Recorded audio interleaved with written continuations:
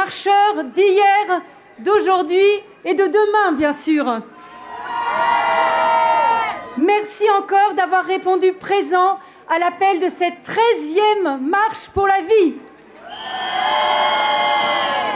Cette marche, comme le soulignait vendredi Donald Trump à Washington, est un mouvement né de l'amour, parce que nous aimons nos familles, parce que nous aimons nos voisins, nous aimons notre nation, et surtout parce que nous aimons tous les enfants nés ou à naître. Cette marche est née de l'amour parce que nous savons que la vie est le plus grand miracle de tous. Nous le voyons dans les yeux de chaque nouvelle maman.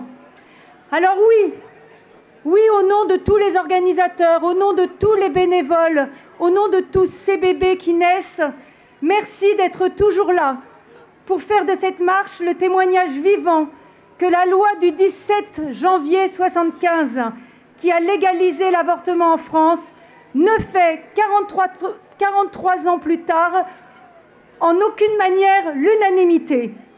Quelle loi française suscite 2 générations plus tard encore autant d'opposition?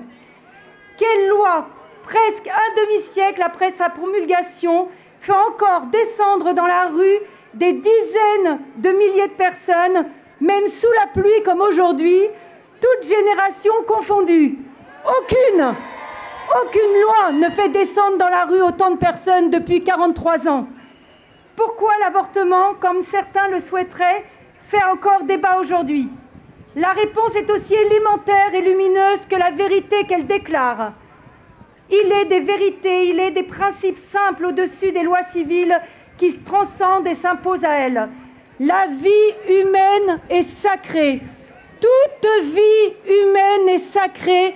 Chaque vie humaine est sacrée. Quel que soit le degré de sa fragilité, quel que soit son état. L'existence et la dignité d'un être humain, aussi fragile soit-il, ne dépend ni du désir de ses parents, ni du projet parental, comme on a l'habitude de dire aujourd'hui, de ses parents, et encore moins de l'exercice d'une quelconque liberté. L'embryon, le petit être humain, le petit homme, est un être humain à part entière, digne de respect. Sa vie n'appartient ni au corps médical, ni à l'État, ni à la science, ni même à ses parents. Nous refusons, vous l'entendez bien, nous refusons ce retour au temps de l'esclavage où la vie d'un homme pouvait appartenir à un autre. Nous refusons ce retour à ces époques obscures de notre histoire où il avait été décidé que certaines catégories d'hommes n'appartenaient plus à l'espèce humaine. Considérés alors comme des choses, ces hommes n'avaient plus aucun droit. Chers amis, vous êtes là aujourd'hui et nous marchons aujourd'hui parce que nous refusons catégoriquement ce discours idéologique, ambiant, cette pensée unique imposée depuis des décennies par nos politiques, par nos gouvernants et même par les médias. Ce diktat de la pensée qui nous ordonne de croire que l'avortement, ce n'est rien, que la loi de 1975 est devenue une loi sacrée devant laquelle nous devons nous prosterner. Je ne vais pas me prosterner devant la loi de 1975. Je ne vais pas me prosterner devant cette loi que certains ont érigée comme un veau d'or.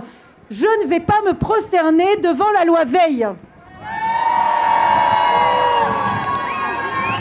Vous refusez et nous refusons que le ventre maternel devienne l'endroit le plus dangereux au monde pour un enfant, alors qu'il devait être au contraire le lieu le plus sûr. Chers amis, à l'heure où s'ouvrent les états généraux de la bioéthique, nous proclamons que le droit à la vie ne saurait tolérer aucun compromis, que la liberté de tuer n'est en aucun cas une liberté, car elle réduit l'homme à l'esclavage. Nous proclamons que l'avortement n'est pas une libération, mais un drame collectif et un drame personnel. Trop de femmes sont laissées seules face à ce choix. trop de femmes souffrent. L'avortement est en fait un permis de tuer mis dans la loi sous couvert de la liberté des femmes. Mais je vous pose la question, de quelle liberté parle-t-on lorsque on ne dit pas la vérité de ce qu'est l'avortement, lorsque cette vérité est volontairement cachée aux femmes, lorsque les pressions sont telles que certaines d'entre elles ont le sentiment justement de ne pas avoir le choix et vont avorter comme certains animaux vont à l'abattoir, résignés, affaiblis, anéantis. De quelle liberté parle-t-on quand certains médecins refusent de montrer l'échographie aux mamans pour ne pas les culpabiliser au cas où elles décideraient d'avorter? Une femme, lorsqu'elle est enceinte, a besoin d'être entourée, a besoin d'être aimée, a besoin d'être rassurée. En aucun cas, elle n'a besoin d'un permis de tuer. Sacrifier l'autre à n'importe quel stade de sa vie n'a jamais été un acte d'amour.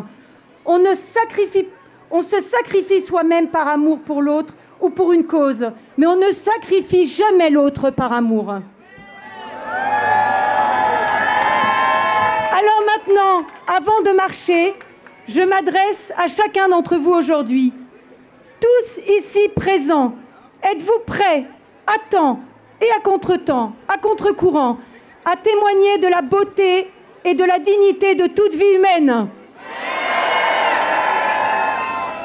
Vous, professionnels de santé, êtes-vous prêts à affirmer publiquement que votre vocation n'est pas de supprimer le malade, mais de vaincre la maladie, que votre vocation n'est pas de tuer, mais de soigner? Êtes-vous prêts à vous lever pour proclamer « Nos mains ne tueront pas » ? Vous, couple, futurs parents, êtes-vous prêts à accueillir la vie de celui qui vient, même si celui-ci est différent, même s'il est porteur de handicap? Je m'adresse à vous les hommes, à vous les jeunes hommes. Êtes-vous prêts à prendre vos responsabilités de père en acceptant ce bébé qui arrive par surprise et en soutenant sa mère, même si ce n'était pas au départ votre projet de vie? Maintenant, vous, femmes, sentinelles de l'invisible, êtes-vous prêtes à accueillir, quelles que soient les circonstances, cette vie en vous? Êtes-vous prêtes à dire un grand oui à la vie?